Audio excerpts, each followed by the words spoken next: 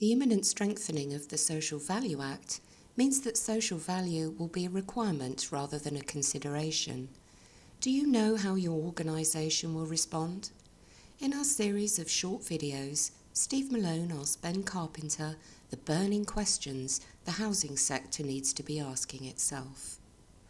One of the other things I see in the sector is the largest area of spend in social housing is particularly in construction or related industries. And I often see social value being predominantly based on apprenticeships and the skills agenda.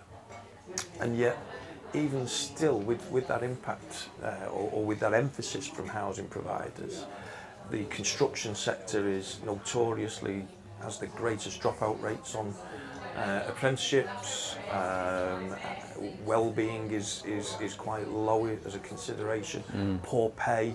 So how can housing organisations influence that sector and drive a broader social value initiative than just apprenticeships and training?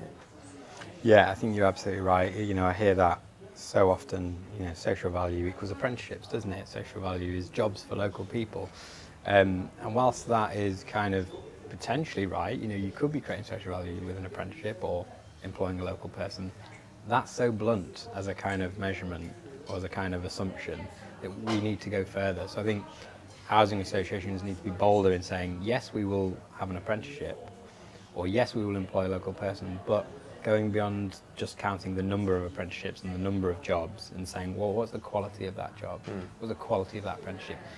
Has that apprenticeship led to a job? Has the experience of that apprentice been a good one?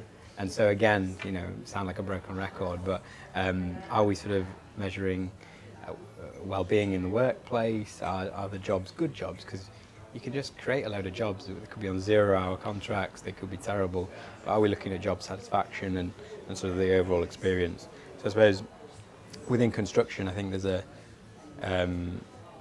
it's great that construction is so aware of social value, but they need to go a bit further and just look at the quality of the jobs and the experience that people are having. Because you're right, I read a statistic the other day, it was like the top professions that experience stress and mental health issues, the construction were like 7 out of the top 10. We often link localism with social value, and there's often a strong theme around retaining the spend or retaining the pound in the local area. But I often worry that this will limit an organisation's ability to grow outside, because the natural consequence of that is every area will only retain local business. And that can often rule out some of the larger organisations, and to be fair, quite often they've got better paid jobs, better job security, greater level of training and development. How do you think organisations can address some of these challenges? Yeah, it's a good question, and I think you're right. A lot of the time I see social value equals local value, and there's a bit of a risk with that. But I know why. I think I understand sort of why there is that assumption, because if you look at the definition of social value in the piece of legislation, it defines social value as the economic, environmental and social well-being of a place. Yeah. So the Act's got that broad definition encompassing economic, social and environmental, which means that people will naturally start with the economic value of a place because it's perhaps the most easy and most tangible thing to measure. So I think that's why there's a kind of focus on social values about improving the local economy. Yeah.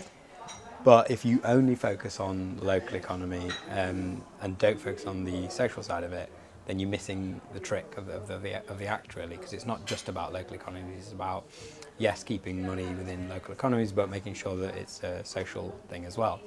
So I think the best example is if you think about employing local people, yes, that's going to support the local economy, but are you backing that up with initiatives that the jobs are good quality jobs? And if you look at the Preston model, which is all about ensuring money stays within the area, that's great, but they've also backed it up with initiatives that make sure that the jobs are sort of good jobs, so, living wage and sort of conditions for workers are good as well.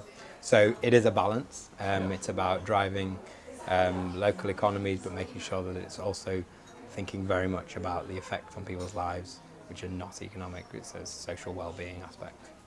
Great, thanks. If you're considering how to generate more wealth and well-being for your community, PFH can help you to embed social value into your procurement processes. Contact us now to find out more.